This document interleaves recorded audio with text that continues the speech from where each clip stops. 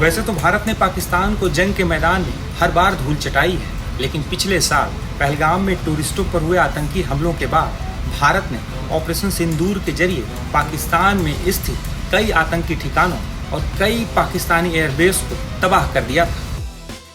उसकी टीस पाकिस्तानी नेताओं के मन में अभी भी है। दरअसल पाकिस्तानी रक्षा मंत्री ख्वाजा आसिफ ने बीते शनिवार को भारत को गीदड़ भभकी देते हुए कहा कि अगर भारत कोई फॉल्स फ्लैग ऑपरेशन करने की कोशिश करता है तो पाकिस्तान भारत के कोलकाता पर हमला कर देगा। बड़बोले पाकिस्तानी रक्षा मंत्री ख्वाजा आसिफ का ये बयान भारत के रक्षा मंत्री राजनाथ सिंह की ओर से देश के पड़ोसियों को किसी भी दुस्साहस करने से बचने की चेतावनी देने के बाद आया है।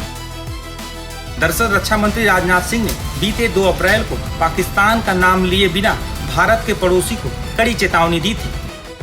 राजनाथ सिंह ने कहा था कि किसी भी तरह के दुस्साहस के बाद निर्णायक कार्रवाई की जाएगी। प्रधानमंत्री से नरेंद्र मोदी के नेतृत्व में हमारी सरकार ने नेशनल सिक्योरिटी को एक मजबूती दी है, नेशनल सिक्योरिटी को एक ताकत दी है। हमने नेशनल सिक्योरिटी से जुड़े हर मुद्दे पर सरकार के एटीट्यूड और एक्शन के तरीके दोनों को बदला है। और फ्रेंड्स, यह बदलाव पूरी दुनिया को हाल ही में हुए ऑपरेशन सिंदूर के दौरान देखने को भी मिला है। पहलगाम में हुए आतंकी हमलों में आतंकवादियों ने जिस तरह धर्म पूछकर लोगों को निशाना बनाया, उसने पूरे देश को ही झकझोर डाला था। वह हमला सिर्फ हमारे लोगों पर नहीं था, वह भारत की सोशल यूनिटी और सोशल फैब्रिक पर किया गया एक बहुत बड़ा हमला था। और इसके खिलाफ भारत ने बड़ी और कड़ी कार्रवाई करते हुए पाकिस्तान में मौजूद आतंकी अड्डों और उससे जुड़े अन्य इंफ्रास्ट्रक्चर को तबाह कर दिया था। यदि मैं यहां सिर्फ आतंकवाद की बात करूं तो आप याद कीजिए, जब कांग्रेस लेड यूपीए गवर्नमेंट का शासन था तो कैसे हालात थे। आए दिन देश के किसी न किसी हिस्से में या तो आतंकी घटना होती थी या फिर शहरों में बम ब्लास्ट की खबरें आती थी। और उस समय सरकार का रिस्पांस क्या होता था? मोटे मोटे डोजियर सौंपे जाते थे जिन पर कोई एक्शन भी नहीं लिया जाता था।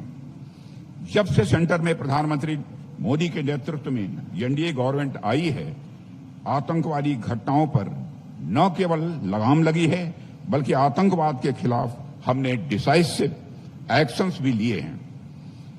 चाहे उरी अटैक के बाद हुई सर्जिकल स्ट्राइक हो, पुलवामा के बाद हुई एयर स्ट्राइक हो, या अभी पहलगाम की घटना के बाद किया गया ऑपरेशन सिंदूर हो, हमने आतंकवाद के खिलाफ एक जबरदस्त प्रहार किया है और उसमें हमें कामयाबी भी हासिल की।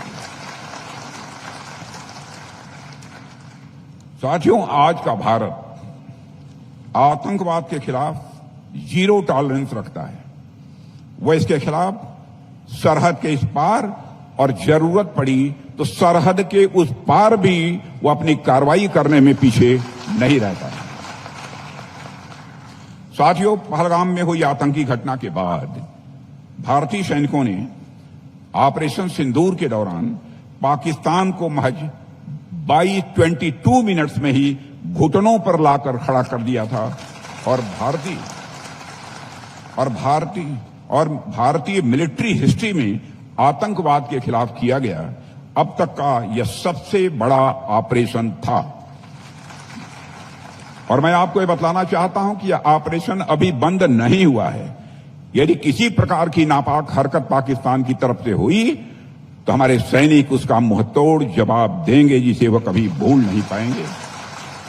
और मैं एक ही सेंटेंस में कहना चाहता हूं, इस बार जो होगा वह अनप्रेसिडेंटेड एक्शन किया जाएगा हमारी आर्मी के द्वारा। यह भी मैं साफ तौर पर मैं कहना चाहूंगा। दरअसल पाकिस्तानी रक्षा मंत्री ख्वाजा आसिफ की ये गीदड़ भभकी ऐसे समय में आई है जब पश्चिम एशिया पहले से ही युद्ध की आग में जल रहा है और इसकी तपिश पूरी दुनिया में महसूस की जा रही है। पाकिस्तानी रक्षा मंत्री ही नहीं बल्कि कई पाकिस्तानी नेता इस तरह की गीदड़ भभकी देते रहे हैं। पाकिस्तान ने जंग के मैदान में जितनी बार भी भारत से टकराने की कोशिश की है, उतनी ही बार पाकिस्तान को मुंह की खानी पड़ी है। इस तरह का बयान देते हुए पाकिस्तानी रक्षा मंत्री शायद ये भूल गए कि मुनीर की सेना यानी पाकिस्तानी सेना की जंग लग चुकी तोप और कबाड़ जैसे हथियारों को भारतीय सेनाएं जब चाहें तब राख के ढेर में तब्दील कर सकती हैं। ऑपरेशन सिंदूर के जरिए भारत ने इसका ट्रेलर भी दिखा दिया है। ख्वाजा आसिफ कोलकाता का नाम लेकर गीदड़ भभकी दे रहे हैं, लेकिन शायद वे भूल गए कि ऑपरेशन सिंदूर में भारत ने पाकिस्तान को ऐसा सबक सिखाया था कि पाकिस्तान बिलबिला उठा था। ख्वाजा आसिफ शायद ये भी भूल गए हैं कि 1971 की जंग में भारत ने कैसे पाकिस्तान के 2 टुकड़े कर दिए थे। भारत ने 1971 की जंग महज 13 दिनों में जीत ली थी। तत्कालीन प्रधानमंत्री इंदिरा गांधी के नेतृत्व और भारतीय सेना के अदम्य साहस से पाकिस्तानी सेना घुटनों पर आ गई थी। और वो तस्वीर भला कोई पाकिस्तानी नेता और वहां की सेना कैसे भूल सकती है, जब 16 दिसंबर 1971 को ढाका में पाकिस्तानी जनरल नियाजी ने 93,000 सैनिकों के साथ भारतीय लेफ्टिनेंट जनरल JS अरोड़ा के सामने सरेंडर कर दिया था। हाल ही में पूर्व पाकिस्तानी उच्चायुक्त अब्दुल बासित ने भी भारत विरोधी बयान दिया था।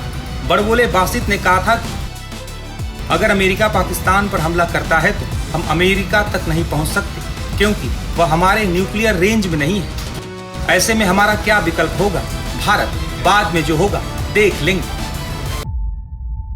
जीरो हमने इन्वेंट किया, हमने बताया दुनिया को, जहां योग है वहां रोग नहीं।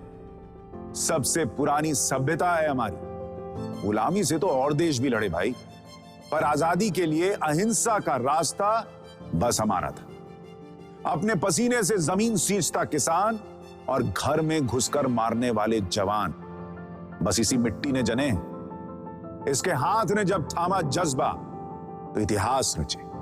कदम बढ़ाए तो चांद का वो हिस्सा चूमा भाई, जहां कोई कभी नहीं पहुंचा। आज पूरी दुनिया में शान से लहरा रहा है तिरंगा, और इसके पीछे है गर्व से भरी अनगिनत कहानियां जो लिखी जा चुकी हैं और लिखी जा रही हैं, जिन्हें मैं सुनाऊंगा आपको राष्ट्रगर्व, रोज शाम 6:25 पर।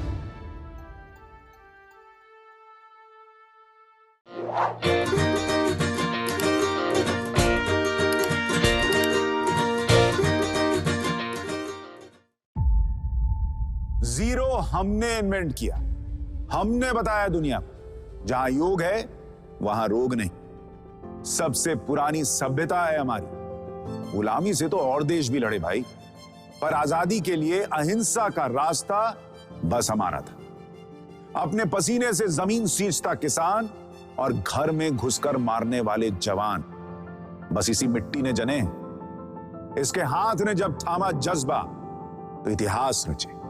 कदम बढ़ाए तो चांद का वो हिस्सा चूमा भाई, जहां कोई कभी नहीं पहुंचा। आज पूरी दुनिया में शान से लहरा रहा है तिरंगा, और इसके पीछे है गर्व से भरी अनगिनत कहानियां जो लिखी जा चुकी हैं और लिखी जा रही हैं, जिन्हें मैं सुनाऊंगा आपको राष्ट्रगर्व, रोज शाम 6:25 पर।